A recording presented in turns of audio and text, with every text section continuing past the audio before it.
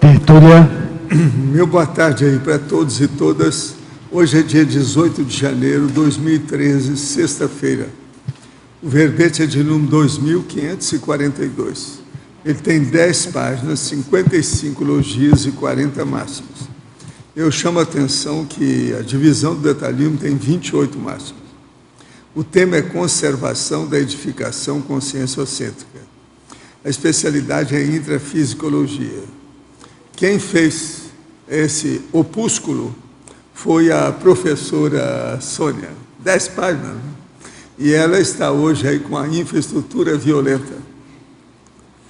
Definição: a conservação da edificação conscienciocêntrica é o ato, processo ou efeito do conjunto de medidas de ordem científica, técnica, política, gerencial, econômica, funcional e operacional, planejadas e sistematizadas para assegurarem a funcionalidade do edifício e a usabilidade de ambientes favoráveis à dinamização da evolução consciencial e à consecução da programação existencial pessoal, PROEX e grupal, ou seja, a Max PROEX.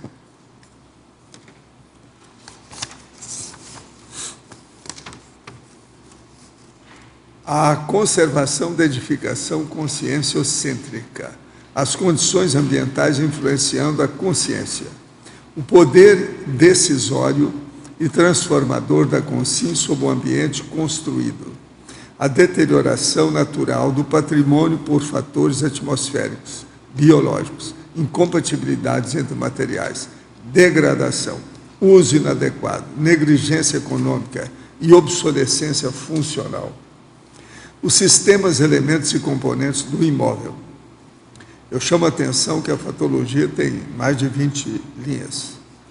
Agora, a parafatologia é uma sequência baseada em ambiente. Tudo aí é uma enumerologia só. É bom a pessoa ver, porque tem, ao todo, são 11 linhas de enumeração.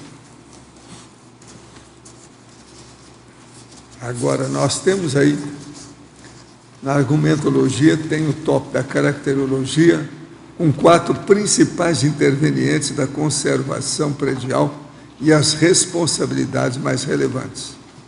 Depois tem o tópico da taxologia, com os 3 principais itens e atividades indispensáveis à conservação da edificação. Condição essencial, a holodisponibilidade, a mantenabilidade humana. Depois nós temos ainda o tópico da tipologia, com 3 estratégicas básicas de manutenção predial, caracterizada pelo tipo de controle cronêmica e da ação e forma de atuação. Depois ainda tem o tópico sobre a profilaxiologia, com 3 naturezas de poluentes influindo na conservação do ambiente interior e nocivos aos habitantes, enumerando os principais agentes contaminantes, os mais desencadeados pelo contrato e as ações preventivas imprescindíveis à saúde consciencial e à preservação do acervo conscienciológico. Vale a pena ver isso tudo com calma. Muitos desses têm várias sequências. Na remissiologia dos 15 verbetes, nós destacamos 5. Arquitetura reparadora, edificação conscienciocêntrica, planejamento milimétrico, residência proexogênica e viveiro evolutivo. Frase enfática: a conservação da edificação conscienciocêntrica fortalece a vivência da rotina e para-rotina interassistenciais, tarísticas e reeducativas, íncida a proex e complexo na era da Reurbex. Você já cogitou sobre a influência da funcionalidade do edifício na produtividade consciencial? Quais os aspectos otimizadores e dificultadores identificados nessa relação? A partir dessa reflexão, você percebeu a necessidade de algum ajuste? A bibliografia específica tem 5 fontes. A webgrafia tem 4 fontes. Agora, a mega-análise com João Carlos são 22 itens. manutenção, preservação, valorização, administração, auto-organização, antevisão, inspeção, gestão, reparação, durabilidade, usabilidade, funcionabilidade, harmonopensenidade, tecnopensenidade, operacionalidade, mantenabilidade, sustentabilidade, intrafisicologia, profilaxiologia, patrimoniologia, constanciologia e rotinologia. Agora, o verbete hoje do dicionário é assediologia. O argumento é descritivológico. Ele tem uma página e pouquinho só. Agora, nós temos aí questionamento. Professor, faleceu em São Paulo uma menina de 8 anos que era minha vizinha. Os pais vão trazer o corpo para Belo Horizonte, onde ela será cremada amanhã. Gostaria de saber qual o propósito de uma dessoma tão prematura. Foi um linfoma. Ela, Ludmila, lutou por 2 anos. Era de uma inteligência muito aguda. Disse a mãe dela: mãe, eu vou morrer e você tem que continuar. Poderia falar algo? Olha, isso aí é o que nós chamamos de mini proex. Geralmente vem para acertar alguma coisa na família, quando é assim. Preciso de ver o caso, se é isso. Aí tem que estudar. Professor, tenho uma dúvida que gostaria que fosse esclarecida. Tenho aplicado o arco voltaico em pessoas de minha família e os resultados são fantásticos. Porém, gostaria de saber se posso fazer a autoaplicação no caso algum dia de me sentir com algum mal-estar ou coisa parecida. Fiz o curso 40 Manobras Energéticas, mas na época não tive a curiosidade de perguntar ao professor Mário. É lógico, você pode, se você aplica nos outros, você pode aplicar em você. Não tem veneno nisso, não. É para ajudar. Agora, a verbetógrafa, a professora Sônia, na Estrangeirismologia, página 25, poderia nos explicar melhor a performance energética do ar-condicionado tipo split? Boa tarde a todos. Eu vou pedir licença ao professor Valdo e a quem fez a pergunta para quebrar um pouquinho da etiqueta tertuliana, porque eu gostaria de iniciar esse verbete, que o senhor chamou de robusto, por agradecimentos, porque o verbete não é só meu, eu tenho uma série de infraestrutura atrás. Inicialmente, Mas todos eles são assim. Não, mas veja, esse verbete, professor, desculpe insistir, mas esse verbete, ele, assim, entrei na minha ProEx por conta do verbete. E tudo começou no balanço existencial, eu vim por conta do Grupo Karma, e no fim eu tive a ideia lá, me colocaram a ideia, porque eu não queria mais pesquisar sobre esse tema, eu tinha desistido desse tema. Então, quando a Rosa entrou para dizer como é que era o curso, eu não dei a mínima, mas saí... Você é uma fera, de qualquer maneira, 10 páginas. Sônia, quer dizer, você não tem nem insônia, nem sono demais. Então, a equipe do Balanço Especial, depois o aporte do curso Verbetografia, porque eu não conseguiria fazer um verbete desse nível, sem esse aporte todo. Os revisores, porque o verbete tomou uma outra forma depois que passou pela revisão, né? Ficou mais claro, mais tarístico. Todos os verbetógrafos que assim, foi muito bom para mim pegar a enciclopédia e rever, estudar o que é que tem lá, que não foi meu ponto de partida. Eu parti do que estava na enciclopédia, né? E, bom, a Equipex, da Enciclopédia da Conscienciologia, porque a minha maior dificuldade era desenvolver o parapsiquismo. E o ano passado foi o ano que eu deflaguei o processo. E o verbete foi peça-chave em todo esse processo. Hoje, eu não me sinto tão casca grossa, eu me sinto em evolução. E, claro, é o meu aparador, né? Porque, assim, houveram muitas sincronicidades, ideias, as palavras certas na frase certa, os achados pesquisísticos, né? Porque eu estudo esse tema desde 2007, eu sou autodidata, obviamente que eu tenho um curso de arquitetura e tenho um curso de pós-graduação, que me dá esse feedback e fazer a pesquisa. Não, nós estamos esperando outros verbetes, vai ter, né? Tem outros já encaminhado, né? Pelo seguinte, você é a Sônia Batista, você tem que bater nessa tecla. Não, eu não tenho dúvida, porque o direcionamento do verbete foi em relação à saúde. Isso aconteceu por conta de uma auto-pesquisa minha. Até para descontrair quem não é da área, quem não é arquiteto nem engenheiro, para facilitar o entendimento. Você arranjou alguma casa lá na Vila Consciência? Não. Não. Ah, então só falta isso agora, né? A Não, materialização porque, do negócio. veja, esse assunto é um assunto, assim, bastante controverso, em construção ainda nessa área da engenharia. É verdade. Então, tem vários níveis de estudos, as pessoas denominam do jeito que acham, quer dizer, não tem uma sistematização. Então, fica muito confuso para quem não é da área, entrar na internet e ver terminologia de todo jeito. Então, fica difícil entender. Então, o que eu fiz foi tentar fazer uma síntese das melhores práticas no estado da arte e direcionado à minha necessidade, que todo verbete é uma autopesquisa, as minhas necessidades do soma, porque eu sou super sensível a ambientes que não estejam muito bem, e isso prejudica a minha produção mental Agora, somática. veja, você tem a companhia aí, ó, Pois tem é, uma não outra é aí à do toa. seu lado. Pronto, eu sou mais ou menos como a É do Rosa. mesmo clube. Ela. Então, assim, eu quero deixar todo mundo à vontade, muito, assim, podem perguntar, porque eu sei que só para vocês terem ideia, eu trabalho na Secretaria de Educação do Estado de Pernambuco, tem mais de 100 profissionais, entre engenheiros e arquitetos, e ninguém se interessa por essa área. Então, por aí você vê a carência desse tema, né? E a necessidade de todos nós nos conscientizarmos de que é importante para a nossa saúde, não tem como. Se a gente quer ter produção metossomática, você tem que criar um ambiente adequado. Respondendo. Quem deve gostar muito disso é síndico, né? Sim, sim, mas assim, não deve gostar. Na verdade, eles não gostam. Porque quando eles tira o estão... corpo fora porque dá trabalho. Exatamente, não é só isso. É que também eles não têm nem a ideia de quanto criminalmente eles podem ser responsabilizados. Entendeu? Então, assim, é um assunto muito complexo, envolve você veja, 7 áreas aqui está na definição.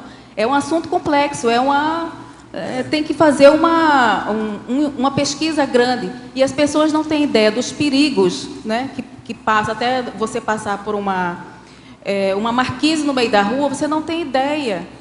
Você pode sair na sua cabeça. Tem matado muita gente no Rio. Exatamente. Então, esse assunto só vem à baila quando há um problema sério, quando mata... E isso é só de um dia para o outro, todo mundo esquece. Exatamente. É um assunto negligenciado na academia, porque as universidades não preparam os técnicos, ou engenheiros, arquitetos, projetistas, para que o projeto já contemple toda essa situação de conservação. É negligenciado no cenário nacional, não existe... Estou começando agora, leis estaduais que, por iniciativa própria, estão exigindo a conservação, né? Tem períodos exigindo, mas é assim, tem lá a lei, mas ninguém vai fiscalizar, ninguém exige nada, não acontece nada. Então, por aí é muito difícil. Então, eu convido a todos para entrar nesse clima da conservação, porque não é só a edificação conscienciocêntrica, é apenas uma maneira que eu encontrei para fazer outras associações, já que não há digamos assim... sistemática. Uma sistemática, né? Então, eu criei a sistemática fazendo associações com o paradigma consciencial, que é o que nos interessa. Agora, aí a estrangeirismologia, página 25. Pois é, voltando... Explicar a performance. Pronto, é que no ar-condicionado tipo split. O ar-condicionado tipo split, ele tem o nome split porque ele é dividido. Ele fica metade dentro, no interior, e metade fora. E é um ar-condicionado que digamos assim, economiza mais energia em relação àqueles outros tradicionais quadradinhos. Então, o que eu quis foi chamar a atenção para a economia de energia. Na fatologia, página 26, linha 14. Poderia nos detalhar melhor os materiais de construção nanotecnológico autolimpantes? Quais já existem hoje? Isso foi um dos achados que eu fiz, que eu não sabia nem que existia, mas fechando o verbete eu vi na internet. Inclusive, foi um artigo até de um meu ex-professor do mestrado, e me chamou bastante atenção, Porque, veja, por um lado tem tanto o avanço tecnológico, né? Já chegamos a esse nível. Por outro lado, não temos uma sistematização, é bastante contraditório essa área. Então, já existe sim esses materiais. Quando os materiais nanotecnológicos são materiais que sofrem transformação na sua unidade menor. Então, eles são injetados, alguns, por exemplo, um outro elemento, e eles se transformam. E eles começam a... sofrem uma outra característica, eles se transformam em outro tipo de material. E, por exemplo, existem os vidros que eles têm uma textura, colocam uma textura, feito uma pintura, lembra aquelas fachadas enormes, altas? Então, colocam uma pintura no vidro e com a incidência do sol, dilui a poeira e quando a chuva vem, já se limpa. Então, já está nesse nível. E também tem, até dentro de casa, alguns elementos, produtos que nós usamos dentro de casa, já estão desenvolvendo para, como não tem sol, que quando a luz bater nesses materiais, que eles sejam limpos, autolimpantes. Eu vi um vídeo no YouTube mesmo, que o repórter até diz assim, poxa, daqui a pouco nós estamos fazendo uma feijoada e a panela não se suja. Porque a área de nanotecnologia está em todas as áreas. Eu até comparei assim, porque eu não sou muito familiarizada com o extrafísico. Mas essa parte, nanotecnologia, também é o contrário, né? É o oposto. O intrafísico, que nós ainda não conhecemos, mas que é real e está em pleno desenvolvimento. Na teoriologia, página 27.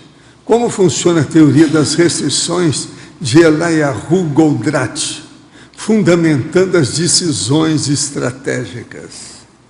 Parece que estão pincelando as coisas que eu peguei de última hora. Foi o zeitgeist do assunto, né? Mas assim, tudo que eu escolhi para entrar no verbete, eu sempre fiz alguma associação com o paradigma consciencial. E isso aqui, apesar dele ser um físico, ele já dessomou, é um israelense físico, ele pegou duas leis da física, por exemplo, a lei do caos e a lei de causa e efeito, e ele transformou num sistema de gestão. E ganhou muito dinheiro com isso. Mas veja, é judeu, né? Então, o que acontece? Essa teoria eu achei assim muito boa, eu vou aprofundar, vou ler os livros dele e vou aprofundar. O que acontece? Ele parte do princípio que nada é isolado, tudo é um sistema que não está hermético, que ele faz interage com o ambiente, interage com outras pessoas. Então, ele pega uma empresa, ele diz que as empresas são divididas em vários departamentos. Nada é perfeito. Cada departamento pode funcionar muito bem, mas as metas, a produção da empresa não está sendo conseguida. Então, o que acontece aí? Aí ele compara o sistema como uma corrente. A empresa tem vários departamentos. A corrente, cada elo da corrente seria o departamento. Então, essa corrente submetida à tração, ou seja, puxa a corrente assim, todos os elos vão receber a mesma pressão. Só que sempre, ele parte do princípio que sempre tem um elo mais fraco. Então, esse elo mais fraco precisa atenção para que os outros elos possam funcionar. E o que é que ocorre?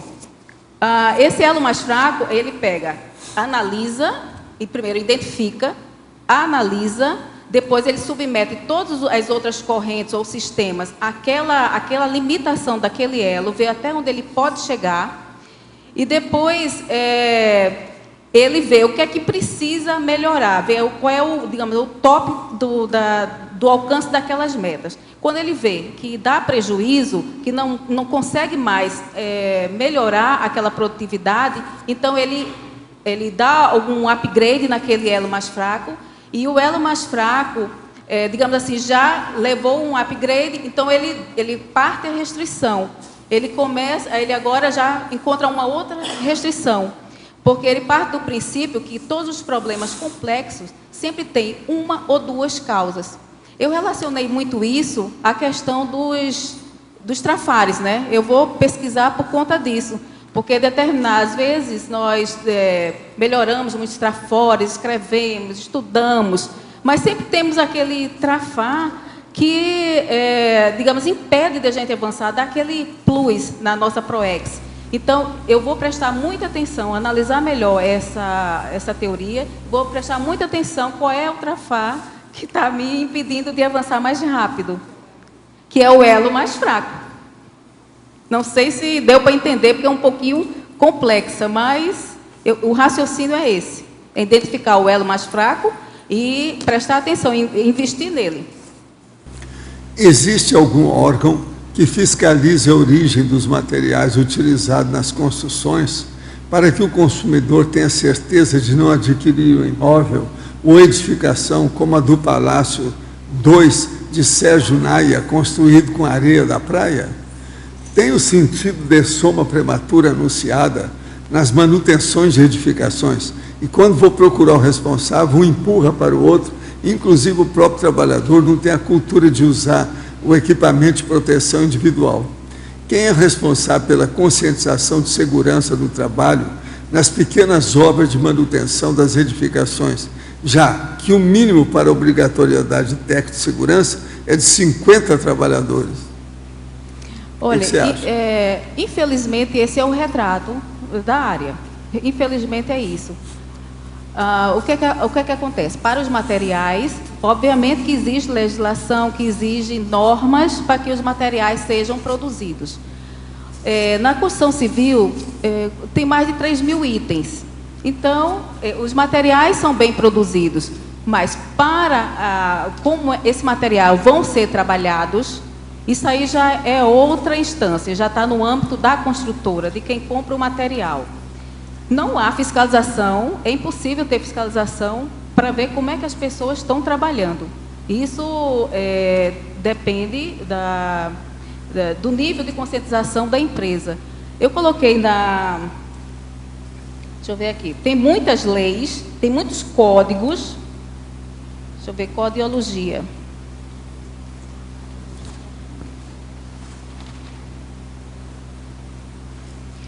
Eu relacionei vários códigos e eu fiquei até impressionada quantos códigos nós temos vigentes. A questão do código de ética profissional, temos código de ética da construção e da prática da construção civil, são dois códigos, não só em relação à construção civil, o Código de Obras Municipais, o Código de Prevenção contra Incêndio, o Código de Proteção e Defesa do Consumidor. Então, o Código Civil Brasileiro, o Código...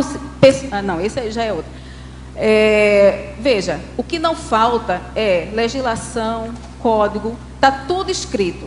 O problema é a conscientização de implantar isso.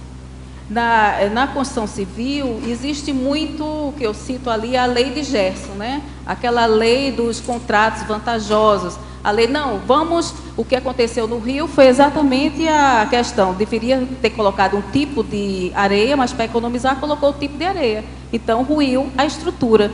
E isso é uma questão da consciência, é uma questão de conscientização, de ver o que é certo para fazer. Não são os códigos que vão colocar ordem nisso. Nós estamos, sim, em perigo. Eu sou arquiteta e acompanho construção, sei, infelizmente é essa. E o que é que eu proponho? Cada um estudar cada vez mais e começar a exigir, a fiscalizar, a perguntar, ir nos órgãos no CREA e nos órgãos, nas prefeituras e denunciar. É isso que temos que fazer. Por favor, em fatologia, na página 26, na terceira e quarta linha, de baixo para cima. A rotina redonda das consins, facilitada pela disponibilidade da infraestrutura adequada. É porque eu tenho outro. Olha, isso remete muito... das consciências passadas. Eu vou remeter a explicação explicando a exemplologia.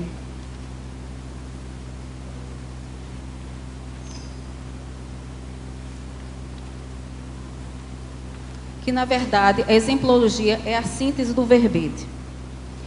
Eu pesquisei muito a enciclopédia e selecionei 3 verbetes do professor Valdo para fazer essa exemplologia, e a exemplologia foi quem redirecionou toda a escrita do verbete. Primeiro, no Viver Evolutivo, o professor Valdo escreve as condições ambientais favoráveis às tarefas proexológicas. Isso é a síntese. Então, as condições ambientais é que vão nos proporcionar, vão nos ajudar, ou seja, como eu digo na frase enfática, vai fortalecer a rotina. Porque não adianta nós sermos muito organizados, se a gente chega no nosso ambiente, na nossa produção, no nosso escritório, e está lá o ar-condicionado quebrado, o ambiente sujo, então isso vai dificultar a nossa produção, a nossa concentração. Então, o ambiente tem que estar organizado para ele poder nos liberar para fazer as coisas que realmente interessam. Então, quando o professor Valdo, no verbete funcionalidade, ele coloca uma funcionalidade básica, intrafísica, a do soma. Então, o soma tem que estar satisfeito com o ambiente e o edifício tem que estar à disposição, pronto para ser utilizado. No verbete usabilidade, ele sugere, aliás, ele recomenda conhecer todos os potenciais equipamentos mecânicos, elétricos, eletrodomésticos a serem empregados. Então, se você também conhece, você tem à disposição a funcionalidade do edifício e você sabe usar tudo que está lá, então você já libera o seu soma e os outros corpos para ficar à vontade, ficar disponível para as atividades de pesquisa e liberta também a holomemória, porque você não está preocupado com o que está aqui, você não precisa estar refazendo as coisas, nem organizando nada, você está livre para pensar. Eu acho que nós temos que nos organizar para chegar a esse nível, é o que eu estou tentando fazer. Agora, algumas pessoas que se mudam para algum imóvel usado têm por hábito realizar uma boa pintura para renovar as energias do ambiente. Isso é realmente eficaz? Parabéns pelo verbete e grande abraço da sua amiga carioca, Cristina Gugê. Eu acho que é bastante eficaz. Por quê? Porque as pessoas não se lembram de limpar as paredes, as pessoas não se lembram de limpar o ambiente. E você, com a tinta, você pintando as paredes, você realmente pode até diminuir a quantidade de bactérias, ácaros. Então, eu acho que, além de ser, eu penso que energeticamente também funciona. Em tecnologia, na página 27, na primeira linha, poderia ampliar a terotecnologia aplicada à conservação? Esse foi outro achado, já estão me pegando todos. Eu fiz todo o verbete, no finzinho eu encontrei, digamos assim, uma palavra que eu não sabia, que resume a forma de projetar, o que eu estou indicando aqui. Ou seja, como eu sou arquiteta, então eu tenho por hábito procurar saber como é que as coisas vão ser limpas. Por exemplo, você projeta uma caixa d'água, depois não tem um espaço nem para o homem passar no barrilete para poder secar a caixa d'água e limpar. Então, isso não pode ser. E terotecnologia significa, o governo britânico, na década de 80, orientou os projetistas a projetarem todo o edifício com a assessoria do pessoal que lida com as máquinas, com os produtores, com os fornecedores. Então, por exemplo, eu no caso de um arquiteta, eu vou projetar um sistema de ar-condicionado, então eu tenho que pegar uma pessoa que entenda disso, para ele selecionar qual é o melhor ar-condicionado, como é que ele vai funcionar, o quanto ele vai gastar de energia. Então, todos os profissionais têm que estar envolvidos no início do projeto. Isso é que é o certo, porque vamos fazer uma análise assim bem rápida. Nós levamos mais ou menos 1 ano para projetar, mais ou menos 3 anos para construir. Mas o edifício é projetado para durar pelo menos 50 anos. Então, veja, se nós, na partida, no projeto, não identificamos todo esse processo, não prevemos como é que as coisas vão ser substituídas, limpas, utilizadas, você veja 50 anos de prejuízo. Então, durante o processo dos 50 anos, vai ter que alterar. E alterar significa dizer muito caro, é muito dinheiro jogado fora. Então, a Tecnologia, fazendo a síntese, ela recomenda que o projeto seja interdisciplinar, que seja concebido com todos os cuidados. Professor, no caso do mega assediador, o mesmo tem memória extensa dos seus atos anticosmoéticos ou sofre de hipomnese? Pergunto isso porque observo que muitas das consciências antiéticas que conheço sofrem de falta de memória. Não, as pessoas geralmente elas escondem as coisas para não ter, porque às vezes elas têm a consciência pesada e não quer pensar naquilo. Elas têm memória, mas procura repudiar, refuga a memória, passa por cima disso, é o que tem mais. Agora, isso do ponto de vista de mega assediador. Eles são conscientes do que fazem. No DAC, poderia ampliar porque o assédio é mais forte na cidade de origem. Necessariamente estivemos nesse local em vida pretérita? Não, não é por causa disso. Uma pessoa, por exemplo, ela viveu no local. Então, aquele povo dela, e inclusive a família nuclear, conhece essa pessoa de um determinado ângulo, de um determinado jeito. De uma hora para outra, ela vai lá para dar aula, por exemplo, sobre processo de cosmoética. Vai ser um rebuliço, vai levantar poeira. Isso aí cria problema com ela. Por quê? Eles conhecem a pessoa de um modo, ela aparece de outro. E é o que eu falo aqui, o santo de casa não faz milagre. No verbete do DAC, premissam geopoliticologia, porque o assédio é mais forte, isso é outra pergunta de outra pessoa. Na própria cidade onde a consciência ressomou. Ocorre mesmo se ela só nasceu naquela cidade e logo se mudou para outra? Sim, é o que acontece mais. O que eu digo aqui é o seguinte, jamais incentivo uma pessoa a fazer isoladamente grande movimento evolutivo dentro do município de sua origem, porque o assédio é mais forte na própria cidade. Santo de casa não faz milagre. O melhor é constituir equipe multifacetada com os residentes da localidade, seguindo as sutilezas da sociologia. O senhor poderia nos explicar melhor a heteroassediologia na mesma página? O assediador seria um infiltrado anticosmoético? Eu digo aqui o seguinte, como o espião se disfarça? Em geral, ele é bom pai, mostra-se pessoa religiosa, mantém figura discreta, não se exibe muito e evita conflitos. Essa é a técnica da automotivação anticosmoética exata dos mega-assediadores. Assim começamos a identificar as bases paradoxais da errologia. Os assediadores ficam mais tranquilos quando conseguem empalmar a pessoa interessada em alguma tolice. A besteira joga a pessoa no buraco. O medo da consciência pode ser causa e efeito no processo do heteroassédio. Nós estamos aqui secando o processo daquilo que é mais importante em matéria da errologia e da interassediologia. Agora, o que se passa?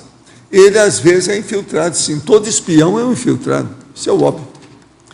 Tive uma experiência recente que ainda não consegui entender bem. Estava trabalhando as energias e aplicando a técnica do circuito fronto-corono-chakra, quando se abriu uma tela mental com cenas bem antigas e com lógica passando cronologicamente por várias vidas. O estranho é que essa tela funcionava de forma independente. Eu consegui prestar total atenção e raciocinar todo o evento como assistir a um filme. Eu não tinha nenhum controle sobre as cenas e sentia muita afinidade com o que se passava. Durou cerca de 5 a 10 minutos e várias épocas diferentes. Poderia comentar que tipo de experiência pode ter sido essa? Você olha aí os livros do Ernesto Bolzano, que chama Visão Panorâmica. Você vai ver esse fenômeno, já é falado há muito tempo, desde o século XIX. Agora, o que se passa? Essa visão panorâmica, geralmente, eles estão te chamando para alguma coisa muito séria que pode estar acontecendo por aí afora. É bom você ficar alerta. Isso, às vezes, ainda vem mais. Anota tudo e fica esperando se tem mais algum extra, algum episódio diferente. Eu quero mostrar para vocês a revista Sem Fronteiras, que está aqui. Tem aqui um big de uma entrevista com a professora Malu Balona sobre o circuito trinacional e os livros que ela já publicou. Muito interessante. Tem, inclusive, uma fotografia dela que acabou de chegar de Hollywood. Agora, quero dizer para vocês que hoje nós estamos completando 219 neoverbetógrafos comigo. São 563 verbetes dos novos, que são 218 novos, já publicaram até agora 563 verbetes. Vocês já ficam sabendo, 218. Estamos caminhando para os 250, para metade aí, vamos ver quando é que nós chegamos nisso. Agora, eu entrego, então, você pode falar, faz favor, a professora para você. Sônia, você podia falar, no ambiente da obra, da construção, a manutenção da rígida das energias, porque a gente está convivendo com operários, empregados, com patopensenes, e aquilo, às vezes, faz uma forma de trancar a obra, de a obra não ir para frente.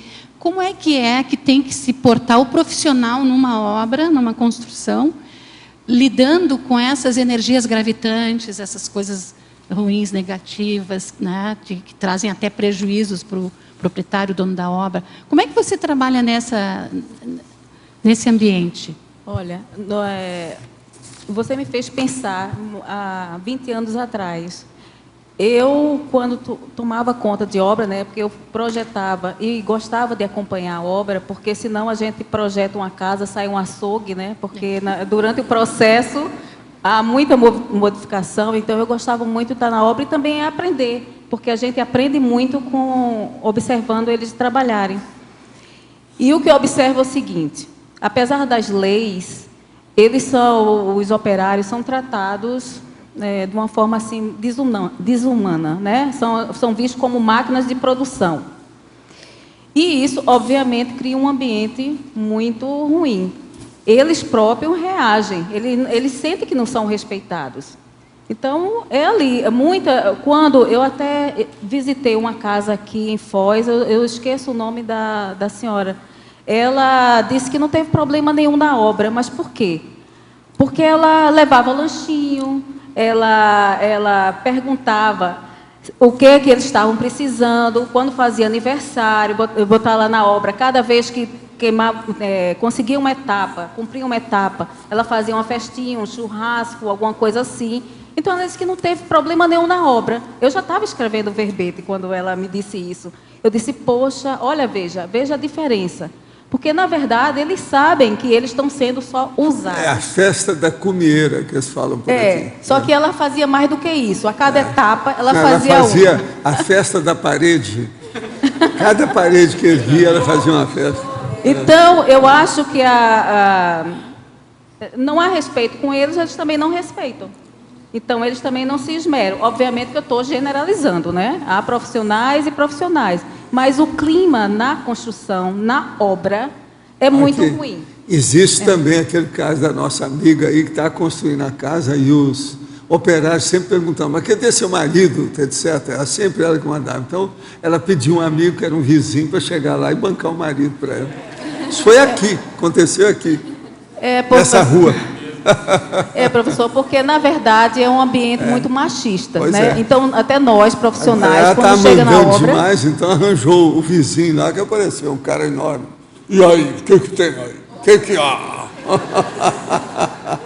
Mas isso ocorre. Até nós, engenheiras, arquitetas, quando chegamos na obra, também somos olhados. Ainda hoje, pasmem, ainda hoje somos olhados como sub-humana. É como não tivesse competência. Então, precisa a gente ter muito jeito e conversar e perguntar, olha, como é que está seu filho hoje? Olha, como é que faz? Tem que criar um rapó, né? Ter um mínimo de intimidade, e ele leva um lanchinho e pergunta, como é que foi? Até isso, assim, na segunda-feira, como é que foi? Tomou uma esse final de semana? Então, para ver se a gente consegue rapó com eles, porque senão eles não respeitam, eles não conseguem ver. É bem específica a construção civil. Olha, Marlo, oi. Do ponto de vista, assim, como memorialista, que é uma área que eu prezo bastante da questão histórica. Então, como que você vê isso, a questão da conservação dos lugares, dos ambientes, dos edifícios, em função da história, como referência de determinada época histórica? Você poderia fazer uma associação disso? Claro, eu fiz uma associação e depois até vou concluir, foi uma coisa assim que me marcou. Porque, veja, a arquitetura é reflexo de uma cultura, né? A arquitetura reflete a sociedade da época, né? Do poder, da dominação. Então, você quis... Qual foi a conexão? Conservação de edifícios, mas visando pesquisa histórica, porque, como no Brasil essa memória é muito curta, a gente não tem, e muita coisa vai acabar, já está acabando. Pois e algumas é bom mesmo que acabe, tomara que acabe depressa, mas outras não, outras a gente não tem referência de determinada época, de determinado ambiente, determinada parte do Brasil, determinada região, nem vai ter, porque não vai ficar, como se diz literalmente, pedra sobre pedra. Exatamente. Eu acho que deve ser preservado, porque, como eu disse, é um reflexo, é o retrato de uma cultura. E quando você estava falando, eu pensei naquelas viagens técnicas que nós fazemos, né, aos locais. Exatamente, exatamente. Então, quando eu estava escrevendo o verbete, a última frase que eu escrevi, que inclusive me impactou muito, foi essa daqui. A viabilidade pioneira, no item sustentabilidade, a última frase. A viabilidade pioneira da preservação secular do patrimônio taurístico, objetivando o planeta escola. Não se pensa nisso. Porque, veja, até agora, o que é que nós temos preservado? São edifícios, construções emblemáticas. Aquelas construções importantes para aquela época. Nós não temos a conservação, nós sabemos o que é que o povão, né, que morava, como é que eles viviam. Nós só, não tem referência. Nós só temos a ideia dos palácios, dos túmulos, dos fortes. Então, por isso, eu coloquei na minha autopesquisa, porque das pirâmides. As pirâmides. Fundamental. Os túmulos, né, porque isso aí foi no acoplamentário, quando eu fui para o acoplamentário, ela teve assim, uma ideia de pirâmides, quando eu estava lá, né, no acoplamento. Pois é. Então, me impactou muito eu escrever isso. Foi a última coisa que eu coloquei no verbete. Porque talvez eu esteja fazendo esse verbete, eu talvez esteja me retratando. Porque agora eu tenho tendência belicista, né? Então, de repente, eu estou me retratando e colaborando para que o patrimônio taurístico alcance o planeta escola. Isso foi a síntese da minha reciclagem que eu fiz com esse verbete. Por isso que eu fiz questão de agradecer a todos, porque esse verbete não é o verbete, é o verbete para mim. Entendeu? Porque ele, assim, foi o T0 da minha ProEx, da minha virada na evolução, da minha conscientização quanto consciência, inclusive o desenvolvimento do parapsiquismo, porque foi quando eu consegui sentir amparo, ver que as coisas não estavam sendo escritas só por mim, né? A sincronicidade, o direcionamento, porque eu fiz um manual, desde 2007 que eu estudo esse tema. Então, eu fiz um manual da escola, porque nós temos um patrimônio de 1.200 escolas no estado de Pernambuco. Então, eu fiz um manual da escola, exatamente para conservar. Então, eles eram bem interativos, eles tinham que percorrer a escola, ver as prioridades, porque cada escola é cada escola. Então, a gente não pode ter um manual padrão, não é? Eles têm que fazer aquela visita, se aperceber, até porque os recursos são escassos. Não se pode atender tudo, então eles têm que saber ver o que é prioritário para fazer a organização. Então, eu fiz toda uma coisa assim interativa. Mas fiz assim muito técnico, muito relacionei o que é que tinha que fazer mensal. Entendi. Sem aquele envolvimento. Exatamente, né? Então, eu comecei, quando o programa Verbetografia foi concluído, eu estava com o verbete pronto. Inclusive, a professora Rosa fez, manda para revisão, que já está bom. Aí eu disse, não, mas é só isso? Será que é só isso? Né? Porque eu não sentia que tinha feito nenhum objetivo mesmo. Não tinha repercutido em mim. Entendi. Aí a professora, no último dia de aula, fez, o verbete está grande, está muito técnico, não sei o quê, senti uma forma. Eu disse, puxa, é isso mesmo. Ela conseguiu traduzir o meu sentimento em relação ao verbete. Eu disse, não pode ser isso, só isso. Aí eu comecei a ver, comecei a reciclar. Então, o verbete foi assim, deixar de ser uma técnica pragmática para ser uma reeducadora. Então, esse que foi o ganho para mim. Porque para eu escrever de uma forma mais tarística, ter mais sensibilidade na transmissão da escrita. Isso é a reciclagem que eu tenho que fazer. Isso aqui não quer dizer que está bom, mas já foi uma grande diferença. Se pegar o manual da escola e pegar esse verbete, aqui está humano. Eu me preocupei com a consciência, me preocupei com a saúde, me preocupei em ela se sentir bem no ambiente. Lá, eu me preocupei com o edifício. Eu me preocupei o edifício estar bem. Entendeu? Então, essa é que é a grande diferença. E, concluindo a sua resposta, acho sim que nós devemos preservar. E a cultura da conservação, apesar de ser uma cultura, assim, é uma coisa que é inerente ao homem, desde a pré-história, que o homem, ele conservava suas ferramentas. Isso é uma coisa que ele tem que conservar, né? A conservação é necessária, a gente tem que preservar algumas coisas. Só que nós não temos essa cultura. Pensamos que o edifício está pronto assim, estala o dedo, está pronto. Você entra e vê tudo prontinho, tudo assim. Acha que não teve trabalho nenhum ali. Aí que começa o trabalho. Quando o edifício está pronto, começa o trabalho. Porque o trabalho é justamente como que ele vai funcionar. Senão ele é um órgão morto.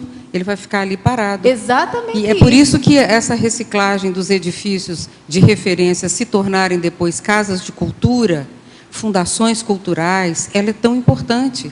Porque você faz a reabilitação daquele espaço, você ao mesmo tempo faz o desassédio daquele espaço e permite a outras gerações poderem identificar. Eu não sou a favor dessa cultura saudosista que transforma uma poça d'água.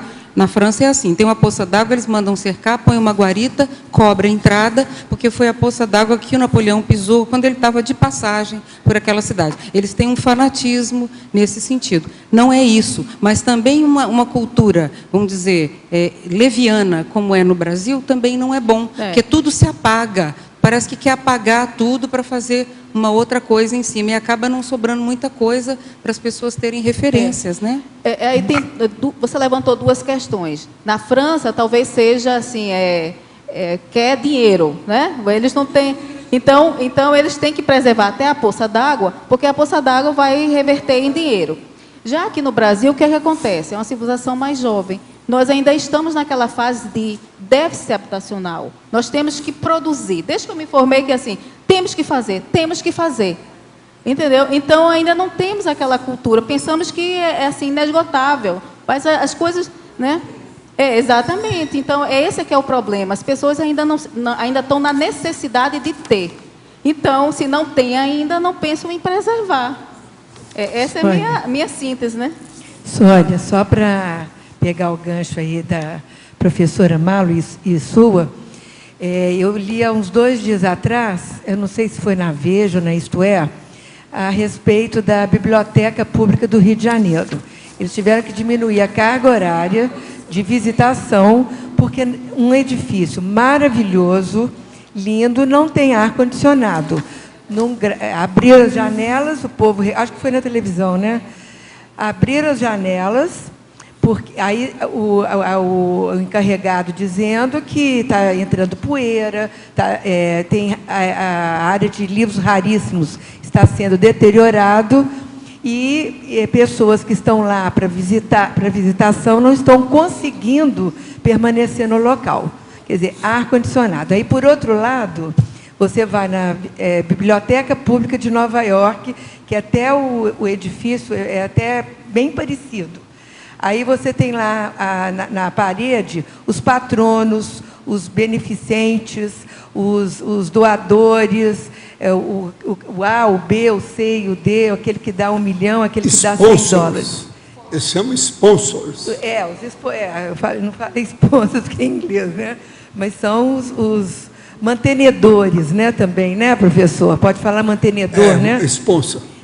Então, são famílias que dão dinheiro e que, às vezes, doam ali.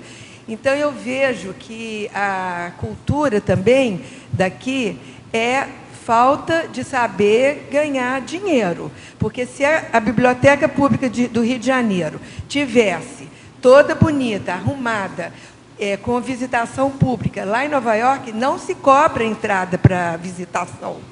Mas eles alugam o saguão para fazer eventos assim, mais selecionados, coquetéis, entendeu? Então, se pudesse fazer isso aqui, o ar-condicionado já estaria colocado lá. Está estragando livros raros. Eu sei disso tudo. Há muitos anos meti o pau, não adiantou nada. Agora, veja, você falou em ar-condicionado, mas isso ainda não é nada. Preciso colocar exaustor. É o que nós temos lá embaixo. A gente tem exaustores e ar-condicionado. E, às vezes, mesmo assim, ainda não adianta. É preciso de limpar de vez em quando tudo. Agora, é preciso de ver o movimento browniano.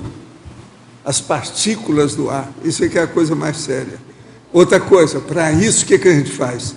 Durante a noite, você pega uma lanterna no escuro e chega em cima dos livros, em cima das mesas. Aí você vai ver a sujeira toda, que a lanterna é que mostra isso. Ali, então, o movimento browniano. Aquilo sobe, dá, então, uma porção de alergia no povo, uma porção de coisa nesse sentido. Nós aqui somos muito preocupados com holocica e com holoteca a partir disso. Agora aqui, a verbetógrafa. Em Pensenologia, página 26, primeira linha, poderia explicar o item, o holopenseiro grupal de fixação da senha seriexológica relativa à patrimoniologia conscienciológica? Foi o que posso explicar com o exemplo da professora Malo. Ela me perguntou se valia a pena conservar, né, as edificações. E eu respondi que sim, porque quando você conserva, a edificação pode durar, se houver a manutenção, a conservação, ela dura até milênios. Então, o que é que nós aqui na Conscienciologia pensamos? Que quando nós dessomarmos a edificação conscienciocêntrica estiver conservada, nós vamos nos lembrar de que nós estávamos ali, do que nós fizemos, de como nós nos portamos na vida anterior. Então, eu acho que pode ser uma senha, sim, para que nós nos lembremos do que nós fizemos e que temos que fazer. Em Fatologia, página 26, segunda linha. O poder decisório e transformador da consciência sobre o ambiente construído. Eu penso, o ambiente é inerte, é físico. Então, nós é que, nós é que fazemos o ambiente. Então, se você tem bons pensamentos, você tem metas plausíveis, metas assim assistenciais, o ambiente reage de uma forma. Se nós não estamos nem aí, não prestamos atenção, não valorizamos nada, estamos aí na vida à toa, o ambiente é outro. Ou seja, nós, consciência, é que temos o poder decisório do ambiente. Nós é que fazemos o ambiente, não o ambiente engole a gente. Em introdutório, o assediador precisa de lucidez para possuir técnicas de assédio? E o mega assediador? De que maneira as coisas funcionam? O mega assediador, ele duplica as possibilidades dele. O que eu falo aqui é o seguinte, baratrosferologia. Para se fazer um bom assédio, deve-se carregar na emoção mais frágil da pessoa, que é a presa, a vítima. Assim é possível se entender as técnicas do assediador extrafísico, aquele recepcionista enfermo da baratrosfera. É isso que eu estou falando aí. Agora, no item 2 de limpeza, página 31. Sugiro como opção a instalação de filtro na entrada da caixa d'água e da máquina de lavar roupa. O que você acha disso aí? Limpeza. Filtro na entrada da caixa d'água e na máquina de lavar roupa. Instalação de filtro. Ele está sugerindo aqui. Olha, eu confesso que nunca vi. Eu não vejo isso com normalidade. Na caixa d'água superior? Eu também nunca vi nada. Não. Mas tem algum lugar que eles Eu fazem. já vi gente aqui, até está aqui da comunidade falando, que vai botar um filtro na entrada de água. Eu, pessoalmente, acho ruim, porque deveria ser na saída da caixa d'água para o consumo, porque se perde o cloro, essas coisas antes, pode apodrecer lá dentro. Né? Não, mas alguns fazem isso, não é da água aí em geral, não. É do próprio poço artesiano que a pessoa fez. É assim. Pois é, mas tem lugar que eles fazem com poço artesiano, porque tem muita argila no meio.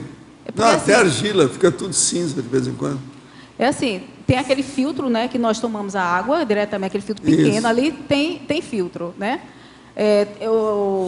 Porque eu não sei muito bem que tipo de filtragem ele está se referindo, não é? Eu também Se não são entendi. partículas, cloro. Porque, veja, o que é que acontece aí?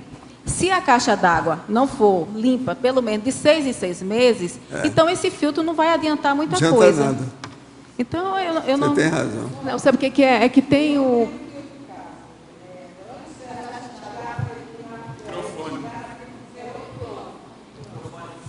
Você...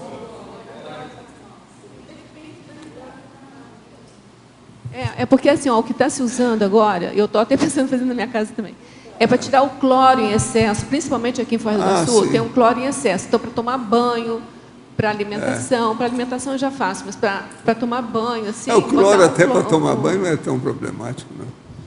Ah, mas tem Eu não acho que pesquisas tenha diz tanto que é. cloro assim. Esse povo não gasta esse tanto A de cloro, questão não. toda, eu Cloro acho custa dinheiro. complicado é colocar na entrada da caixa d'água, porque aí a caixa vai ficar sem o cloro para proteger. Não, Se tiver que fazer, tem que botar na saída, na minha opinião, né? não, mas existem os filtros, eu tenho na minha casa. Antigamente era que eles deixavam de lado justamente por tirar o cloro. Agora tem um outro tipo de filtro que já não elimina o cloro. Então tem que ter o filtro dentro, mas esse é para eliminar as sujeiras Escuta, da água que vem da rua. parabéns para você em Uberaba ter todos esses dispositivos, Eu porque elas tenho, não usam grandão ar-condicionado. assim, Uberaba não tem ar-condicionado. Tem. Eles pensam que lá sempre é frio, lá faz um calor danado. Pois assim, é. eu não... Agora, ó, a professora Sônia, na taxologia, página 31, item 2, intervenção, quinta linha. A realização da limpeza e desinfecção dos reservatórios de água potável e sistema final de esgoto. Pronto. Esse aí eu é que é o vou- clássico. É, exatamente isso. Eu vou juntar uma pergunta com a outra, que eu queria concluir. A questão da caixa d'água, o ideal é que seja limpo. Aliás, o segredo, a dica que eu daria é manter a limpeza. Porque também há vários tipos de limpeza, não é só tirar a sujidade. Tem desinfecção, tem esterilização, tem vários tipos de limpeza. Aí você depende do grau que você quer.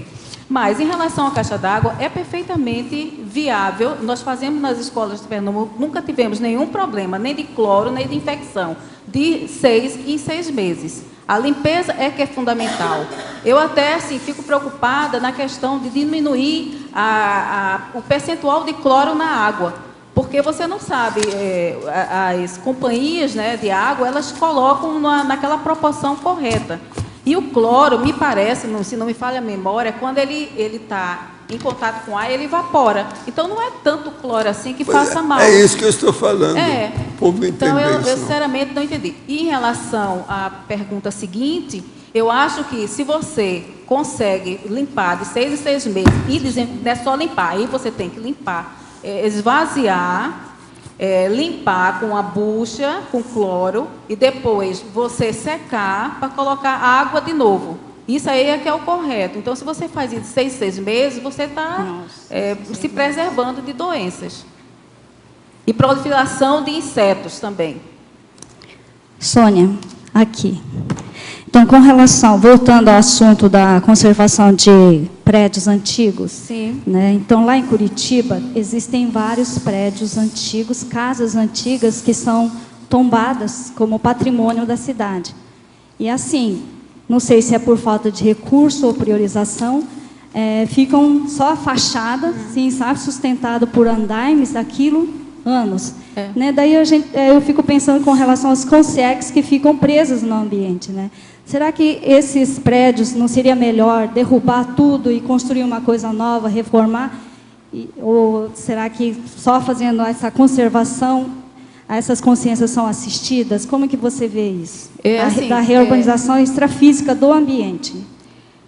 Eu vejo dois aspectos na sua pergunta. Primeiro, a física, que realmente lá no Recife também nós temos muitos prédios antigos que é só a fachada e passa anos com aqueles andaimes. Né? Cheio de mato. Mas por quê? É de propósito. O dono do terreno está querendo que aquilo caia mesmo, porque ele quer construir um edifício novo para render mais dinheiro, né? Então tem esse lado. E por outro lado, os órgãos públicos... A lei municipal não deixa o proprietário... Não deixa, mas também não diz assim, vamos lá, o que é que você vai fazer disso? Porque você está pondo em risco as pessoas também. Sim. Que aquilo pode cair em cima de um carro, de uma pessoa, né? Aí fica aquela estrutura de madeira... Por cima de muro, né? E, por outro lado, na questão extrafísica, eu lembraria o verbete da professora Dulce, Arquitetura Reparadora, que ela fala precisamente isso, que uma intervenção apropriada, cosmoética nos ambientes, faz realmente essa reurbanização. Que eu estive num prédio que antigamente, no subsolo, era mantido, os escravos eram presos ali. Então, aquilo ali foi reformulado, manteve a arquitetura toda, mas virou uma biblioteca. Então, nesse caso, Nesse caso, é o caso do verbete Arquitetura Reparadora. Pegou aquele holopensene meio baratrosférico, colocou outro holopensene no lugar. É muito saudável. Né? E não... Agora, tem alguma pergunta? Eu gostaria de voltar... Coloca o que você quer aí, faz favor. Eu gostaria de voltar a complementar a observação dela, que eu achei muito boa, pela seguinte questão, a questão da prioridade ou não de preservar as bibliotecas. Né? Eu acho que cada cultura, cada civilização, ela dá valor ao que é importante para ela. Ou seja, nós ainda não temos a cultura, né, de preservar os livros, preservar a biblioteca. Agora, se fosse uma casa de show, com certeza estaria muito boa, muito Samba, bem. Né? As casas de show estão cada vez mais carnaval. modernas. Então, a gente preserva o que é importante para a gente. E nós não estamos ainda nesse nível, né? Vamos tentar. Agora, eu queria só lembrar alguma coisa que está acima disso aí, de uma maneira lateral a tudo isso que nós estamos falando aqui, e é o processo da residência da pessoa. Nada disso que está sendo falado corresponde à residência que eu vivo. Eu vivo numa casa de Tarzan, onde tem, chamado Base Cat, é o local dos gatos. Agora, o que se passa? Lá é no meio, afogado, totalmente asfixiado pelo verde. Então, você vê flor e fruto, tudo quanto é lado. Nas janelas, todo lado, que as árvores estão em cima. Agora, o que se passa? De vez em quando tem um monte de bicho que vai para o teto. Tem um local lá que os bichos às vezes se reúnem. Você escuta o barulho deles. Tem mais ou menos uns 8 tipos de bichos que já apareceram lá em cima. Hoje, eu estava descansando lá para vir para cá e recostei no sofá, quando uma lagartixinha desse tamanho caiu do meu lado. Agora, eu tentei ver se conversava com ela, mas ela sumiu logo. Eu não vi, mas eu já sei que tem lá. De vez em quando elas entram por causa da janela. Isso faz parte do serviço. Você está entendendo? Faz parte. Agora, ela é muito fácil. Você vai, com o tempo, você vai convivendo, você vê quais são o regime existencial da aranha, da formiga, entende? Da lagartixa, de tudo quanto é esse tipo de bicho.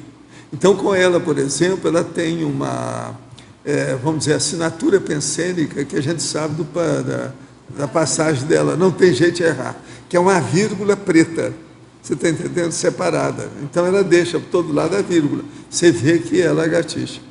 Agora, o que se passa? Essa casa, desse jeito, ela aumenta o nível de energia de uma maneira absurda devido ao processo da lignina e a energia da própria natureza com os animais e tudo isso.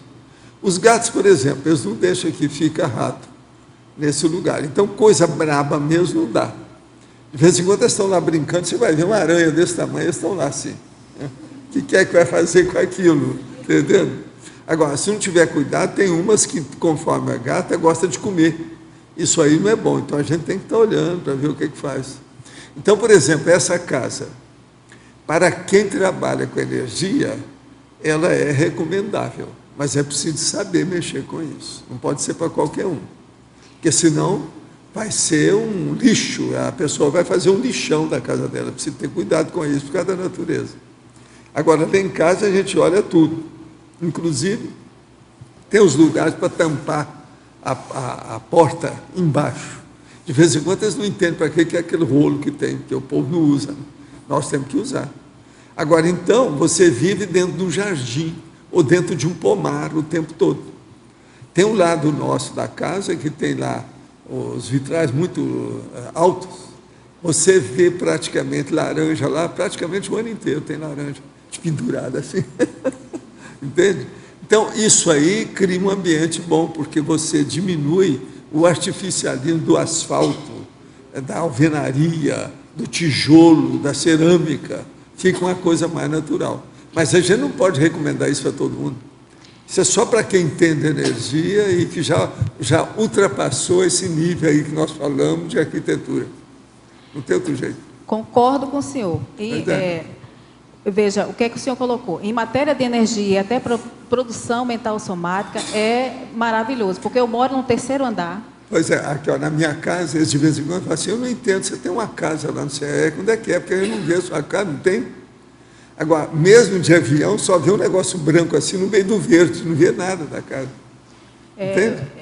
Isso é que eu chamo afogar no verde.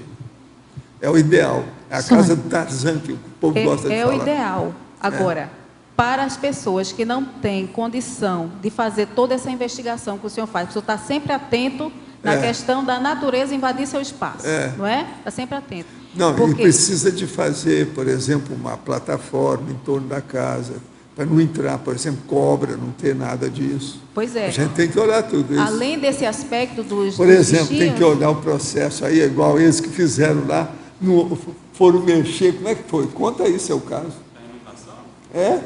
Houve inundação aí, faz uma semana, houve inundação na casa dele. Por quê? Não olharam o negócio lá. Foram fazer um jardim, foi isso uma parte do jardim. Conta aí a história. É porque há um desnível na entrada da casa, e aí no último temporal que deu, entrou por baixo da porta e inundou a casa toda. Aí a gente Eles já nunca fez tinham lá pensado que aquilo podia acontecer, mas foi depois que mexeram no jardim que o negócio piorou. Verdade? mas assim, o que eu queria alertar é o seguinte, que árvores muito perto das construções, assim, o ideal seria 3 metros das construções, que é o ideal, porque a construção precisa de sol. Senão pode haver muita proliferação de bactérias, de fungos. Nós não podemos deixar... Não pode ter umidade. O problema não pode, é isso que eu ia falar. Mais sério que tem é de cária. Você tem que estar olhando muito para não ter umidade. Só para uma visão geral, para vocês terem uma ideia do que ocorre. A água é a nossa maior aliada, digamos assim, a mocinha da história, se ela estiver onde ela foi projetada, ou seja, as canalizações, as calhas, tudo bem, as reservatórios inferiores. Então, ela é uma aliada. Agora, ela é a pior coisa que pode acontecer às construções quando ela sai do lugar que ela está projetada. Porque, através dela, vem toda uma vírus, bactérias, ela é um meio para proliferar tudo. Então, precisamos ter aeração e insolação. E uma casa dessa é maravilhosa, porque eu tenho um pouquinho só disso. Eu moro no 3º andar e tem uma árvore enorme, uma castanheira. Eu coloquei meu computador de frente para a castanheira, porque eu vejo os passarinhos que estão lá, vêm para cá, eu fico na minha janela, eu fico bem quietinha assim. É maravilhoso, porque você relaxa o olho, você amplia a mente. E a pior coisa é você colocar seu computador de frente com a parede.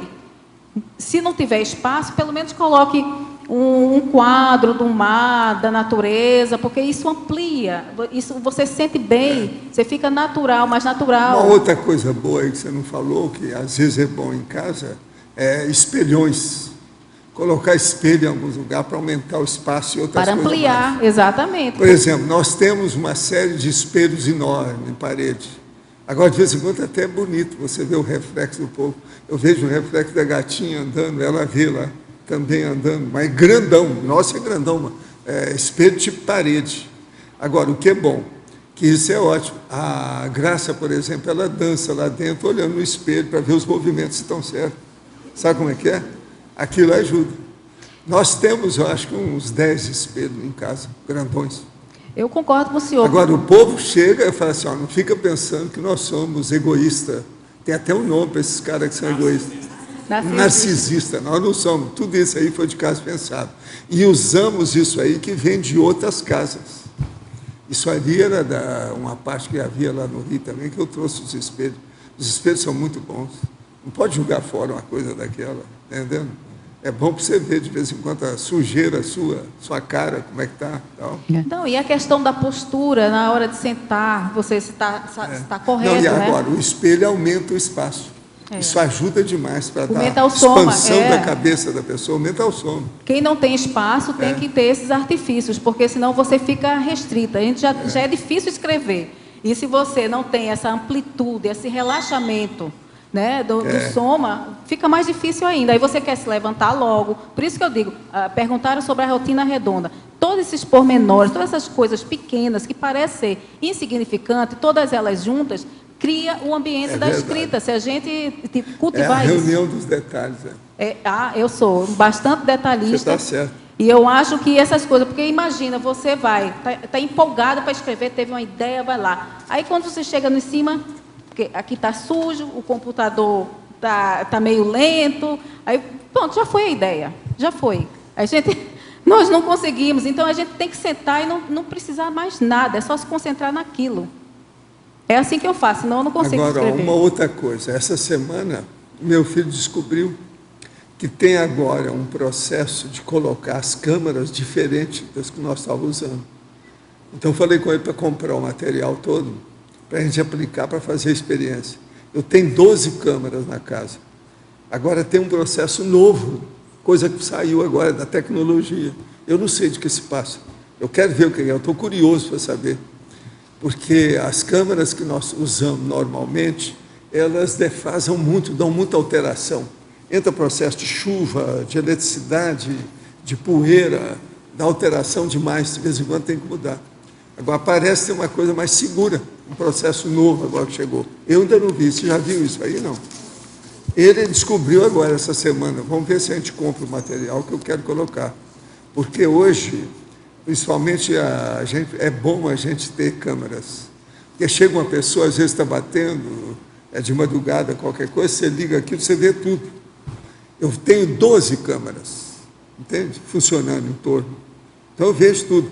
Eu vejo os bichos, por isso que eu sei quem é que são os bichos, meus amigos, como é que são. O gato que chegou da rua, alguém que está lá, está querendo ver o que é que se passa. Tudo a gente vê, através da câmera. E ninguém percebe que a gente está vendo. Outra coisa também, isso, às vezes, você pode gravar o ano inteiro, o dia inteiro. Você sabe tudo que se passa em torno da casa. Agora, eu quero, ainda que eu não coloquei, eu vou colocar uma no teto, no telhado, no local adequado, para ver os bichos que vão lá, o que é que tem, como é que são. E o senhor faz manutenção nessas câmeras de quanto em quanto tempo? Isso aí tem que ser feito praticamente todo mês. O meu agora, por exemplo, nós vamos mudar, porque já faz algum tempo que eu não estou olhando, estão defasados. Eu acho que só tem umas 8 que estão funcionando, tem umas 4 que estão fora do esquadro. O que dá mais é teia de aranha, tampa tudo. E outra coisa, a teia de aranha parece aquilo, parece uma neblina enorme. Você vai olhar uma teia de aranha. Mas a natureza aqui é muito exuberante, não é? Então a gente tem que conviver com isso. E outra coisa, onde eu tenho energia, você sabe, minha casa com energia ainda é mais ainda. A coisa absurda, por exemplo, eu plantei uma árvore à toa, uma coisinha, foram os meus amigos que queriam plantaram bem junto, a quina lá da... Eu cheguei lá e joguei energia. Até uma árvore imensa, cresceu tudo de uma hora para outra, ninguém esperava aquilo. Tudo lá cresce muito.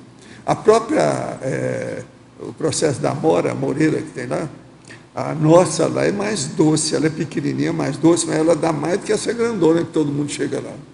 Por quê? Por causa da energia que a gente joga lá.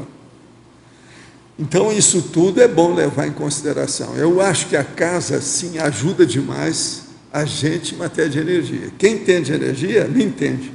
Aqueles que não entendem de energia não entendem nada, acham que eu sou pirado. Agora aqui, professor, meu pai é casca grossa dos brabos. Identifico como assediador da família. O foco voltado para minha mãe e minha irmã, que é retardada. O problema é que eu não identifico a emoção mais frágil dele. Como faço para identificar? Dia desse percebi que o ódio que ele tem por minha mãe é muito parecido com o que existe entre os árabes e judeus. E a semelhança é grande, inclusive o nome de ambos. Segundo uma rápida pesquisa que fiz, o nome do meu pai é de origem árabe e da minha mãe judia. De que maneira é possível ajudar? Fala com ele sobre a série X, as vidas sucessivas. Agora, fala baseado em fatos, fala sobre livro, para te dar algum gabarito, porque senão ele não vai ouvir você. Professor, nesse período de tenebres inicial, sinto-me um pouco mais sensível nas interações sociais. Outra situação é que a minha mãe passa por assédio e minha irmã, que tem problemas mentais, sempre provoca situações de irritação. O que seria melhor para melhorar o ambiente? Olha, o melhor é se você exteriorizar a energia, que eles não precisam saber, ou se não, se for possível, fazer arco voltaico. Isso às vezes vai ajudar bem. É uma situação, pensa nisso. Agora, no período da tenebres, vai com calma, não mexe muito nas coisas, você tem que criar um ambiente que seja simpático, a tenebres seja simpática para eles. Fala que aquilo é para ajudar o ambiente, para ajudar eles. A verbetógrafa. Em Sinergismologia, página 27, terceira e quarta linhas. Por favor, comente os itens sinergismo homem, ambiente, para ambiente. E sinergismo voluntário, motivado, edifício, conservado, fazendo associações com a sala de trabalho das ICs. Qual é o primeiro? Sinergismologia. Certo.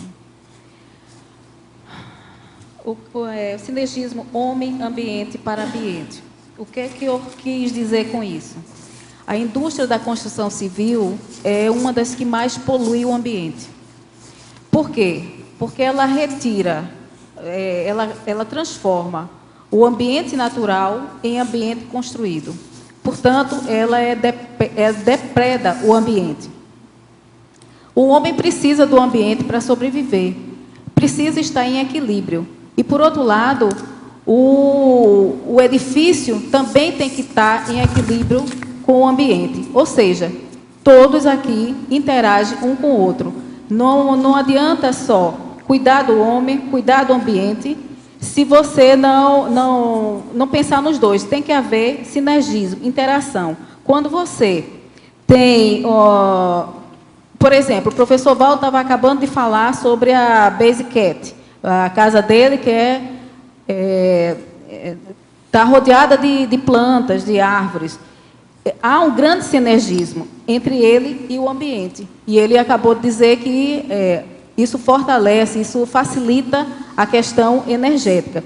E o para-ambiente é a síntese dessas duas sinergias.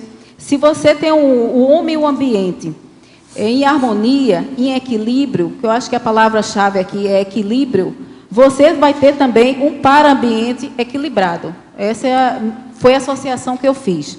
Qual foi a outra pergunta?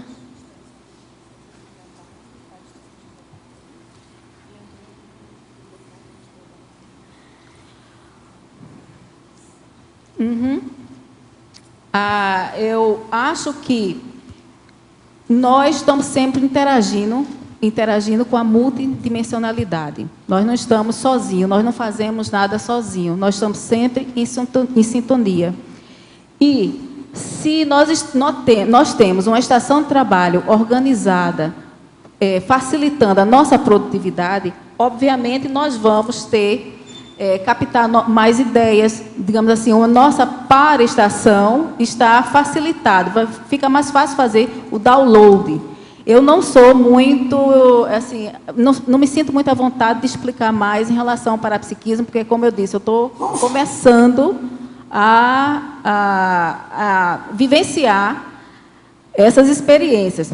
Mas a minha experiência tem dito que quanto mais organizada eu estou, quanto mais predisposta eu estou, mais apta, mais aberta a uma produção mental somática e organizada, com a minha rotina redonda, eu consigo captar muitas ideias. Eu fiz essa conexão, não sei se consegui responder.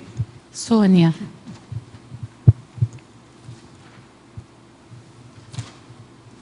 Aqui na página 30.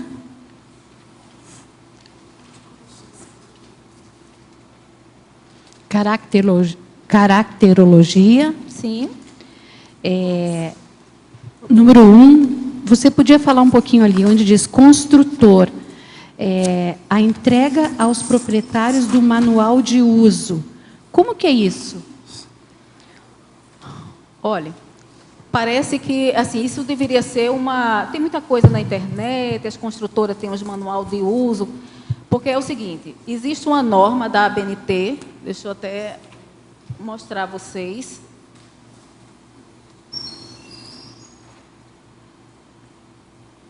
Está aqui essa norma. Diretrizes para elaborar um manual de uso da edificação. Então, os construtores são obrigados a, quando terminarem uma construção, dizer como é que você vai usar aquele ambiente, como é que você vai limpar aqueles equipamentos, o que é que você tem que fazer, porque a partir do momento que você deixar de fazer, não cumprir esse manual, aí você é responsável por todas as avarias que vier, você vai ter que fazer por sua conta.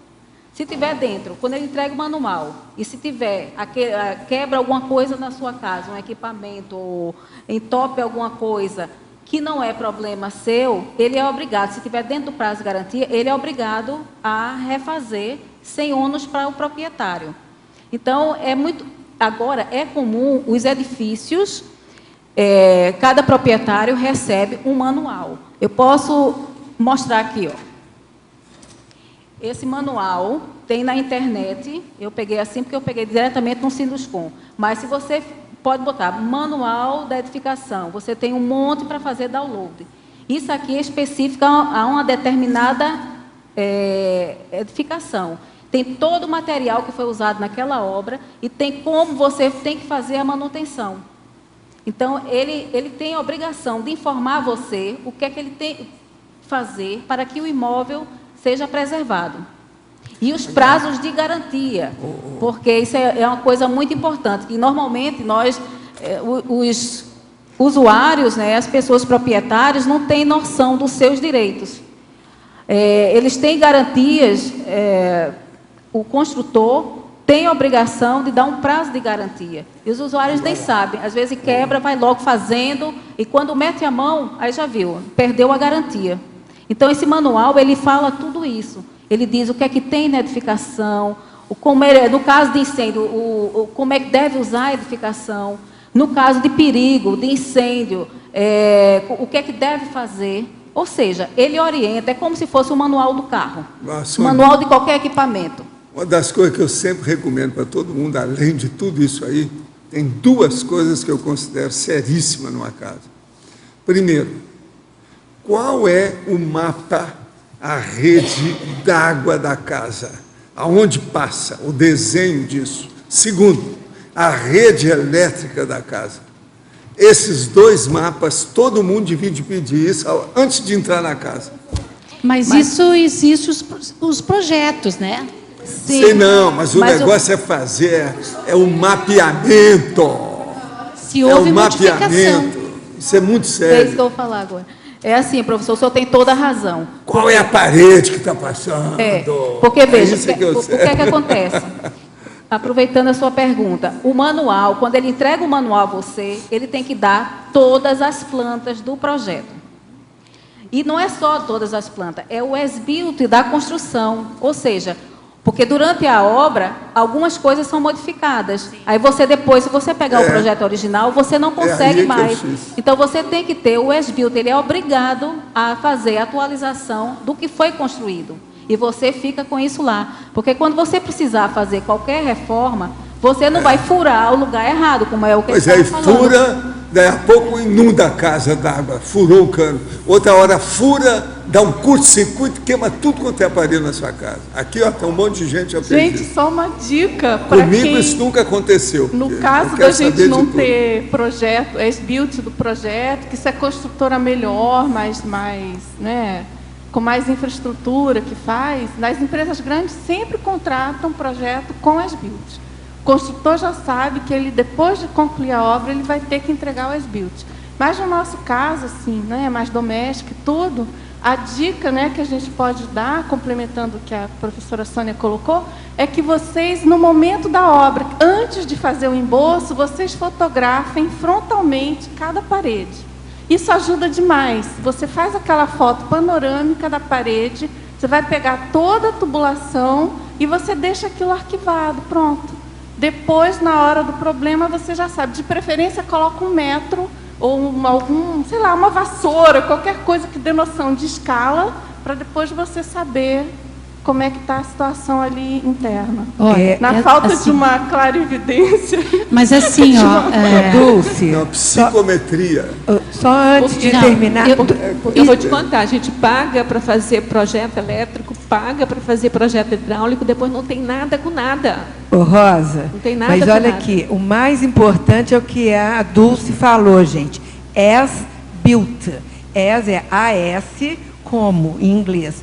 Built, de construir. Como foi construído. Então, esse projeto as-built, normalmente, o engenheiro tem até dificuldade de entregar o mapa. Porque nem ele, às vezes, viu como que aquele empregado colocou aquele Perdeu a cano. noção. Built de construir. Esse perde a B-U-I-L-D. T. Built. olha, o usual que eu tenho visto aí é o seguinte: existe um projeto inicial, né? Vamos supor, o hidráulico. Quando o próprio proprietário quer mudar alguma coisa para adequar o seu Não jeito... existe projeto que não mude. Todos Não, mudam. sim, mas vai mudar, normalmente, que eu tenho visto, Isso é vai regra mudar da natureza a critério humana. do proprietário que quer adaptar a sua vida. Não, Não. Gente, olha só, eu tinha pedido, quase exigido, que não pusesse fio nenhum fora dos canos. Você chamou até o vizinho para ser seu alguém foi subir marido no para mostrar o telhado lá negócio. pra mim, no teto, tem um monte de Foi o que fiação por aconteceu fora. com ela. É tudo errado, tudo diferente do que eu planejei. No meu projeto, tinha local para botar... É aquele negócio que detecta quando alguém está entrando, sensor de presença, não sei o quê. Não tinha nada, não tinha ponto nenhum. Foi feito tudo ao contrário. mas você acompanhou? Ah, eu sei acompanhar a obra. Se me vender um parafuso no lugar de um martelo, eu acho ótimo. Entendeu? Mas assim, eu paguei para alguém construir para mim. Ó, lembra que você me perguntou a questão da convivência com o pessoal na obra? Isso implica muito, essa convivência, boa convivência, reflete nisso. Porque se eles são bem tratados, eles fazem exatamente como o engenheiro quer. Porque nenhum profissional vai ficar o dia todo na obra vendo. Isso não existe, não é? Então tem que ser os profissionais que estão executando. Se eles se sentem comprometidos, eles vão fazer o máximo possível. E quando não fazem, eles informam por que não fez. Então é tudo uma questão mais assim de negociação. Não existe uma qualidade que a gente possa dizer, a construção civil brasileira é excelente, tem padrão de qualidade ISO. Isso não existe. Então, a gente tem que fazer aqueles jeitinhos, o que a professora Dulce sugeriu. Eu fiz no meu apartamento, que eu comprei um apartamento antigo e quebrei tudo, reformei. Eu tenho umas fotos de onde eu passei todas as tubulações, a questão de medida, tudo, porque é assim, exatamente, no dia que eu precisar ou entupir alguma coisa, eu vou fazer. Mas isso precisa ser da área, né? Então, é difícil para quem não é da área, porque é difícil para a gente também. Não tem, olha, construção pacífica, perfeita, desperdício zero, isso é irreal. Isso é irreal. Então, a gente tem que estar, digamos assim, esperto, digamos assim, né? Tentando o máximo. Mas em relação ao manual, se for uma construtora que você teve um contrato, ele é obrigado a dar isso, com todas essas informações, inclusive o as-built, porque é obrigado por lei e pela norma da ABNT. Para ele até se garantir, tem aqui no item de proprietário, número 3, seria aceitação e atualização do manual. Seria o protocolo do recebimento? É porque o normal é assim, você faz uma vistoria, você é o proprietário, e estão lhe entregando o imóvel. Vamos fazer um apartamento, né? Porque fica mais fácil, todo mundo praticamente mora em apartamento. Então, você percorre todo o apartamento e vê o que é que está quebrado, se tem o piso fofo, aquele piso que eles não colocaram a cerâmica, digamos assim, o cimento, né, a argamassa, em toda a cerâmica, e fica sempre aquele negócio assim meio fofo. Se tem algum vidro quebrado, se as maçanetas das portas, as coisas que são visíveis, você tem por obrigação percorrer o apartamento. O que não está bom, você faz oficialmente. Não, isso, eu recebo o apartamento, mas está faltando consertar isso, aquilo outro. Então, ele no máximo 3 meses, ele tem que fazer aqueles consertos. Mas existe isso são os defeitos visíveis, mas tem os vícios construtivos que não são visíveis, só com o uso é que você vai verificar. Por exemplo, a caixa d'água, a tubulação, as torneiras, né? Você com o uso é que você vai ver se está funcionando direitinho a tubulação elétrica, os elevadores. Então, essas coisas precisam de uso para você ter consistência de que está funcionando ou não. Aí você tem um prazo, por lei também, e isso está no manual também, que está entregando, que o manual, imagina o manual de carro, dizendo tudo como você tem que fazer. Então, você se detecta isso durante, digamos, você passou 6 meses morando, detecta algum problema, então você comunica oficialmente à empresa, e a empresa tem que lhe dar assistência, certo? Tem um prazo legal. É o prazo de 5 anos, né? Não. Até o prazo de 5 anos, não, os prazos, porque assim, os edifícios, eles são, o edifício é como se fosse o soma. Ele tem vários sistemas. Por exemplo, o estrutural é como se fosse os nossos ossos, né? É o esqueleto. A estrutura do edifício é como se fosse os nossos ossos. Digamos assim, que eu chamo aqui de envelope, que é uma coisa que usam muito em Portugal, é como se fossem nossos músculos, ou seja, as paredes. Tem um recheio, que são os móveis. Cada camada arquitetônica dessa tem um prazo para ser substituída. Então, você não tem um prazo de garantia uniforme, 5 anos. Isso tem que prestar atenção. 5 anos são para estruturas, certo?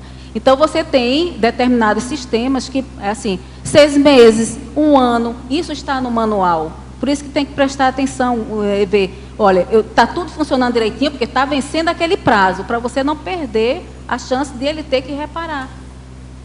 Conseguiu perceber? Agora, uma coisa boa, é bom falar para você, é o seguinte, vocês estão morando no Brasil, isso é ótimo.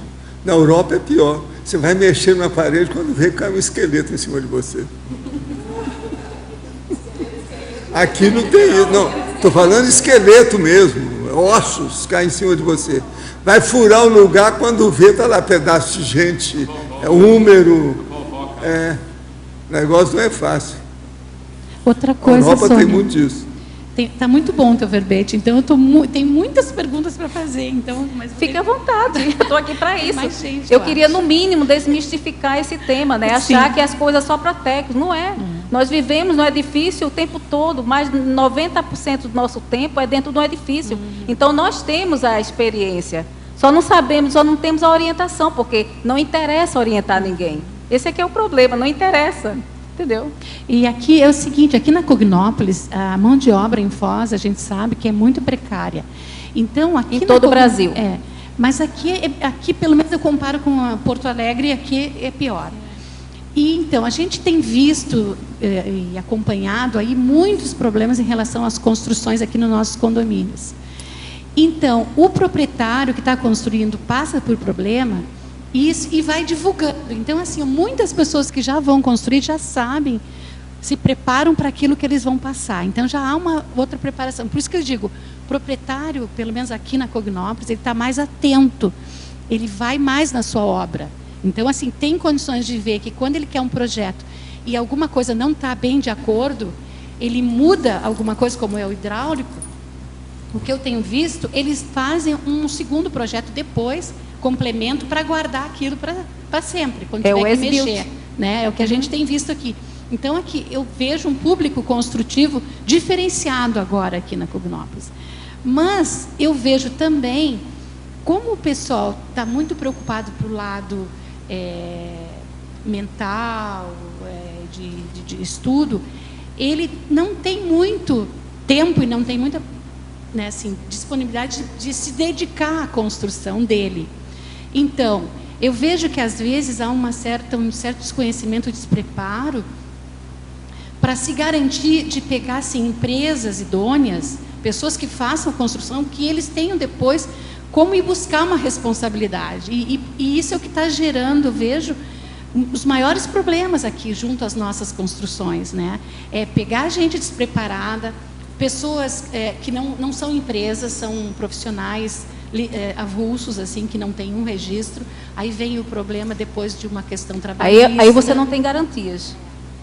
Então, isso assim, o que você coloca em relação a isso, assim, como se preparar, ou como se alertar, porque às vezes a gente entende que a pessoa vem para cá e não tem disponibilidade de contratar uma construtora grande, que é a que vai manter os compromissos, né? Então, se obriga, né, às vezes a pegar um profissional menos competente, mas isso gera lá um monte de problemas futuros. Com certeza. Né? Assim, eu acho que autoconstrução, para quem não é da área, é por isso mesmo, vocês vão passar por tudo isso. Eu recomendo realmente que seja um profissional qualificado da área. Porque se não tem essa condição, então pelo menos fazer um condomínio, fazer tipo, vamos juntar uma equipe, 5, 6 pessoas, vão contratar uma empresa grande. Porque fica mais barato para a empresa também pegar 5, 6 casas e construir de uma vez só. Porque uma construtora grande, fazer uma casa só, talvez não interesse, né? Mas eu não vejo outra saída nesse caso, aí é construção, nós estamos falando da conservação. Nesse caso, tem que ter a especialização, tem que ter. Não há como a autoconstrução você sair ilesa desses defeitos todos, desses problemas todos. Não vejo outra saída.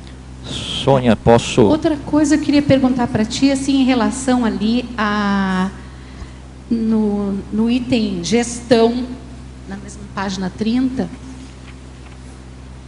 Sim. É sobre a mediação de conflitos na obra. Podia falar um pouquinho? Olha, na verdade, eu coloquei aqui administração de conflitos no dia a dia da instituição conscienciocêntrica, né? Durante vivenciado na edificação ou localmente mesmo na edificação, porque às vezes criam problemas. Por exemplo, o ar-condicionado de um lado quebrou, ou então está fazendo muito barulho, e fica aquele problema assim, olha, seu ar-condicionado, ali no Village mesmo, tem ar-condicionado que faz muito barulho.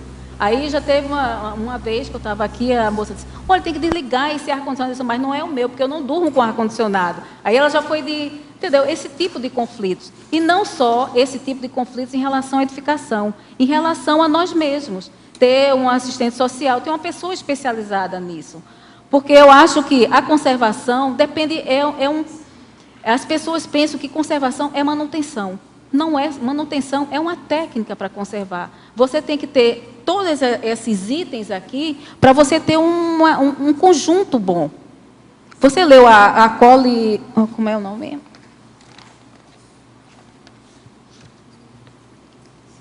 Coloquiologia, você chegou a ler? Porque eu vou definir muito bem. Ó. Manutenção é isso. Quando tudo vai bem, ninguém lembra que existe. Quando algo vai mal, dizem que não existe. Quando é para gastar, acha-se que não é preciso que exista. Porém, quando realmente não existe, todos concordam que deveria existir. Eu li o seu verbete ontem em casa, todinho. Então, assim, me interessou bastante o assunto. E eu queria te perguntar uma outra coisa. Em relação a minha ideia é assim, ó, Na definologia, eu penso que uma das coisas assim importantíssimas seria a abordagem, não sei se também pode estar dentro de incluído aqui dentro de alguma coisa, seria onde diz as medidas científica, técnica, política, gerencial, econômica, funcional, operacional. Eu colocaria jurídicas, porque eu vejo assim a muita utilização dentro das edificações agora, dos problemas que tem gerados, a parte jurídica que tem desassediado muitos problemas. Para a edificação, você está sugerindo para a edificação? Junto com esse conjunto de medidas aqui. É porque, assim, todas essas normas, essas leis, os códigos, tudo isso está, digamos assim, interagindo. É um conjunto. Você não... isso aqui, por isso que eu digo no fim, que isso vai facilitar o CEAJUC, né? CEAJUC. Porque é exatamente isso. Se você conservar a edificação dentro dos padrões, dentro das normas, você praticamente não vai ter muito conflito. Eu digo aqui também que conservar não existe a história de você delegar a conservação. Não existe. Porque você, do ponto de vista legal, até criminal, você responde se houver algum acidente com a pessoa na sua casa, ou aqui mesmo na edificação Consciência ao Centro, se alguém se acidentar por conta de uma má conservação, juridicamente... Mas vê bem, essa conservação, do ponto de vista dos trabalhos, das obrigações em uma construção, eu vejo muito que o pessoal não tem feito os contratos, ou não tem colocado assim as obrigações e as responsabilidades com qualquer o profissional que vai trabalhar dentro de uma obra. Não só do construtor, do empreiteiro, mas assim dos terceirizados. As pessoas vão lá e contratam verbalmente e não têm as responsabilidades. O que acontece? Isso tem gerado muitos problemas. Eu tenho visto vários problemas aí. Desculpe lhe interromper, mas é assim, agora que eu consegui entender a sua colocação. Você está confundindo construção com conservação. Não, porque assim, uma coisa é você contratar uma construção, outra coisa é você contratar a conservação do edifício. São coisas diferentes. A construção é a consolidação do edifício. E a conservação é a preservação do edifício como ele foi construído. Sim, aí são coisas diferentes, embora que legalmente tem todas as ferramentas legais para responsabilizar quem deixou de fazer a conservação. É porque eu penso assim, numa manutenção ou conservação, eu acho que entra também o lado das interações. Entre as consciências, né? Com certeza. E aí entra vem muitos problemas. Se não há esse acerto jurídico, essa prevenção jurídica até para uma manutenção da sua edificação, tem que estar contratado. Sim, mas aí você tem que ficar atenta. Quando você for contratar, é o que eu defendo, quando você for contratar um projeto, o profissional que você for contratar, quando eu digo projeto, não é só arquiteto. São todos os projetistas, não é? Porque o arquiteto não faz projeto de elétrica, de hidráulica, não. São todos os projetistas. Você coloque isso na cláusula, que quer que seja projetado facilitando a conservação do seu edifício. Então, quando você coloca nas cláusulas, aí você fica acobertada e você tem como depois ir atrás do profissional e exigir o que você quis que não foi realizado. O problema é que nesse âmbito da indústria da construção civil, é tudo muito informal. Não, deixa lá, e não sei o quê. Então, cabe a nós que temos assim, mais condição de criticidade, de informação, até ser exemplarista, fazer as coisas pesquisando, tendo os procedimentos normais, dentro daqueles procedimentos, que vai dirimir qualquer conflito que houver no futuro. Obrigada. Sônia, tudo bom? Parabéns Obrigada pela pelo sua verbete. presença. Que é isso. Talvez tenha, né, eu acho que o verbete merece até um curso, um treinamento para os cognopolitas que querem fazer a radicação vitalícia na Cognópolis, né? Está havendo muita construção, muito nós importante. temos muita construção e tem muita coisa a ser esclarecida nessa área, né? E a gente sabe que o que a Jussara passa é só uma amostra, né, daquilo que a gente vivencia aí no dia a dia. Aqui está sendo reconstruído Brasília, é uma nova Brasília. E eu tive a experiência de construir aqui, né, a gente já conversou lá em Natal sobre essa questão, né? Mas eu acho que eu até gostaria que você se dispusesse a fazer um treinamento, né? Um curso de esclarecimento, porque acho que tem muita gente que ainda tem a pretensão de vir morar aqui na Cognópolis, né, de fazer radicação vitalícia. E eu acho que tem uma série de dicas que você dá no teu verbete que vai ajudar muito, né, nesse processo da radicação. Bom, só aí voltando para o seu verbete, nós temos aqui no CAEC, na questão da conservação, um problema que a gente ainda não conseguiu resolver, que tem a ver ali com o seu item... Deixa eu ver aqui na página 32, você colocou lá os itens, o item A ali, biológica, né, na profilaxiologia, eu acho que é na sequência ali, né?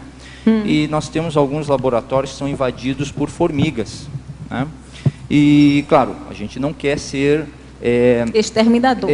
Biocida, né? E as formigas têm todo o direito, até porque nós é que invadimos o meio dela. Concordo. Então, a ação que nós gostaríamos de tentar fazer é evitar que elas entrem no laboratório. Deve ter algum produto que seja tóxico, seja inodoro, né? Mas que elas não gostem. Arranjar um cartaz em formigueiros e colocar na porta. Olha, professor Valdo, eu já tentei isso, não dá, não deu certo. Não entra. Pois é, acho que já tentamos jogar energia Mas até... existe isso. Podia depois arranjar um em Aranhês para colocar para as aranhas. Pois é. Porque, segundo o Law e Order, em qualquer lugar que você esteja na Terra, em 2 metros de distância de você, tem uma aranha. Isso é no mundo inteiro. Certo. Até no inverno, lá até dentro de casa. Do polo. Tem que ter um voluntário tamanduá. Pode ser. Pois um voluntário tamanduá, né? Alguma alternativa assim, mas mesmo assim, né? É biocida, né? E aí eu gostaria de saber se você tem algum conhecimento, né? E até trazer aqui, né? Para a nossa tertúlia, porque nós temos vários colegas que são da área de, né, biológicas, enfim. O que nós não queremos é matá-las, né? Mas que alguma coisa que evite que elas adentrem ao laboratório. E o mais interessante que a gente observou foi o seguinte: nós temos 3 laboratórios em sequência, o 8, o 9 e o 10, né, que são assim, olha, o Evoluciologia, o Cosmoética e o Mental Somática. Elas adoram o Evoluciologia e o Mental Somática. E elas pulam o Cosmoética, né? Então elas querem evoluir, elas querem desenvolver o Mental Soma, mas ali na Cosmoética elas dão um pulo, sabe? E a gente não queria ser anticosmoético com elas, né? Então, eu não sei se você já teve alguma experiência nesse sentido. E elas adoram a eletricidade. Tem que dar curso para elas. Porque é uma formiga muito pequena, que ela apareceu em casa, quando a gente relaxa um pouquinho na cozinha, esqueceu uma casca de fruta, elas já fazem a trilhazinha ali. Então, a gente mantendo a cozinha limpa, elas não aparecem. Agora, nos laboratórios, nós não temos alimento, teoricamente não é um ambiente propício, mas elas adoram a eletricidade, elas entram, nós tivemos já trocar toda a fiação de um laboratório que já foi reformado, né, e elas voltaram novamente. Então, não sei se você pode nos ajudar nesse sentido. Olha, é uma pergunta que demanda tempo para responder, mas já está quase em cima, eu vou responder da seguinte forma. Normalmente os insetos aparecem quando há desequilíbrio no ambiente, que não é o caso daqui, que a natureza está muito bem equilibrada, né? Então, o que é que eu posso dizer? Eu não sei o que é que vocês tentaram fazer para controlar, não é exterminar, controlar, né, essas visitantes do laboratório. Só que, o que é que eu posso dizer? Elas são muito sensíveis a cheiro. Então, eu acho que quanto mais limpeza, mais frequência da limpeza, isso já diminui. Porque eu não sei quantas vezes o laboratório é limpo, é varrido, é passado pano. Eu tenho que pesquisar isso. Certo. Outra coisa que tem que pesquisar. Eu já vi, assim, até vídeo de YouTube mesmo, como é a pessoa que lida com o ambiente?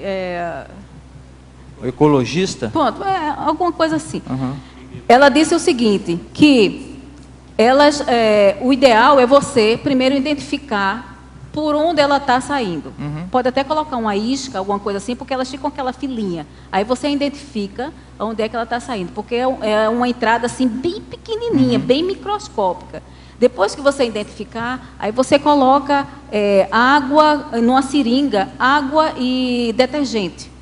Então elas já vão, as que estão lá já morrem. Mas não basta, aí você tem que fechar o buraquinho, né, com cimento, ou mastique, qualquer coisa que se adeque.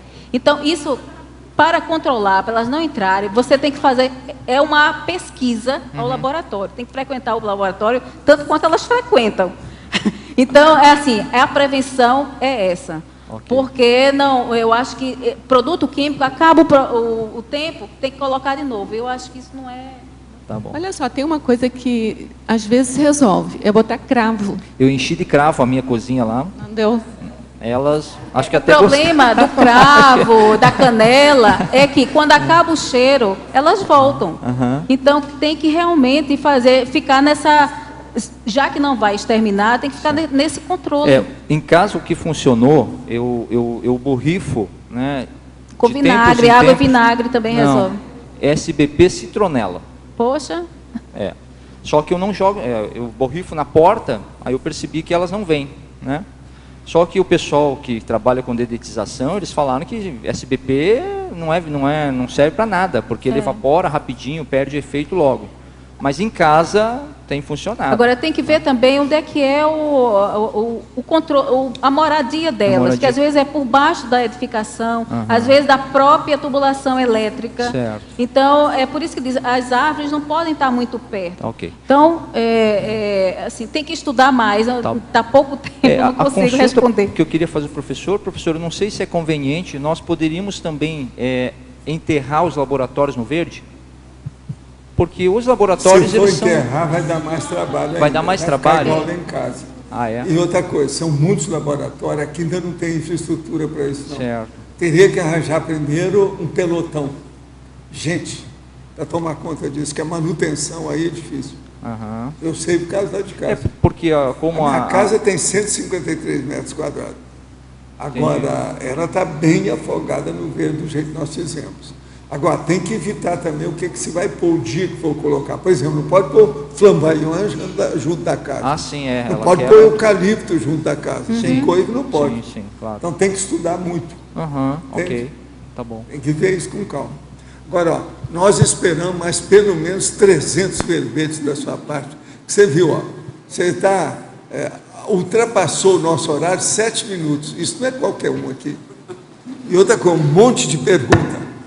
Mais 200, pelo menos. Tá certo? Os nossos comerciais, por favor. Obrigado. Hoje tivemos 66 assinaturas no livro de presença, 22 perguntas presenciais e 23 perguntas online. Temos os recados da Alzira sobre o curso Consim Cobaia, o Will sobre o balanço existencial e o Valdson sobre o ECP2 no México. Obrigado. Agora, por favor, Eliana.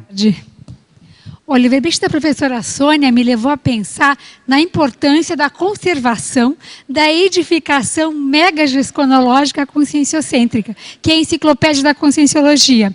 E que você, amiga da enciclopédia, é o mantenedor, né? Você que faz a manutenção. O próprio tertuliário é uma edificação conscienciocêntrica, que é mantida pelo programa. Então, a gente convida vocês, veja a importância dessa questão, a continuarem sendo amigos, a renovarem a sua assinatura, aqueles que têm ela vencida há pouco tempo, há muito tempo, e as pessoas que ainda não aderiram ao programa, que possam estudar com calma, com carinho, e vir nos ajudar a manter toda essa mega estrutura e a enciclopédia da conscienciologia, que é o mais importante. Muito obrigada. Olá, pessoal, boa tarde. Gostaria de convidá-los para o curso Consim Cobaia Voluntária do Conscienciograma, que vai acontecer amanhã, sábado, 19 de janeiro, das 15 às 20h30, aqui na Consus, no campus CAEC. As informações e as inscrições podem ser feitas na recepção do CAEC pelo telefone 3525-2652. Obrigada. Boa tarde. Eu gostaria, em nome da Apex e do CAEC, estar convidando para a Semana da Max ProEx. Nessa semana, que ocorre durante o período do Carnaval, serão principalmente 3 grandes eventos e tem outros em paralelo também. Tá? Esses 3 grandes eventos é o Balanço Existencial, que é o 11º, que ocorre de 9 a 12, ou seja, pega exatamente ali o período do Carnaval, feriado, tá? Com a temática diversidade proéxica, onde nós temos vários conferencistas e a gente utiliza de uma técnica que a gente desenvolve pela Apex, que é do balanço existencial propriamente dito. Tá? Então, estão todos convidados para essa atividade. Nós também temos, no dia seguinte, seria no dia 13 de fevereiro, o curso Assistência de Destino, que é com o professor Laênio Losch. E, no final de semana, nós vamos ter o acoplamentário com a temática de ProEx, que é dos dias 15, 16 e 17 de fevereiro. A gente está solicitando, a gente tem aproximadamente 30 dias aí até ao início aí da semana da Max ProEx. Então, a gente está pedindo a todos os interessados que já sabem que vão estar realizando o curso, já está efetivando as inscrições. Nós já estamos com um número bem grande de participantes. E a gente quer ir, o quanto antes, poder estar se organizando com uma antecedência maior. Ok? Então, as inscrições vocês podem realizar pela recepção do CAEC, DDD 45 3525 2652, e também toda a programação vocês acessam no site da Apex, que é www.apexinternacional.org. Ok? Obrigado. Olá, boa tarde a todos, muito boas tardes. Eu venho em nome da IAC convidar todos para participarem do ECP2 na Cidade do México, que vai acontecer agora em fevereiro, no dia 28 de fevereiro, 1 e 2 de março. Esse ECP2 será seguido de uma imersão, na sequência desse ECP2, de uma imersão consciencial na Cidade do México, onde serão visitadas as pirâmides, onde serão visitados vários locais com sensibilização energética através dos professores Wagner Alegrete e Nancy Trivelato. Então, a oportunidade é muito grande e muito rica para todos, porque além do ECP2, teremos uma imersão de uma semana na Cidade do México, com visitas em livrarias, toda a parte da cidade antiga do México e arredores do México.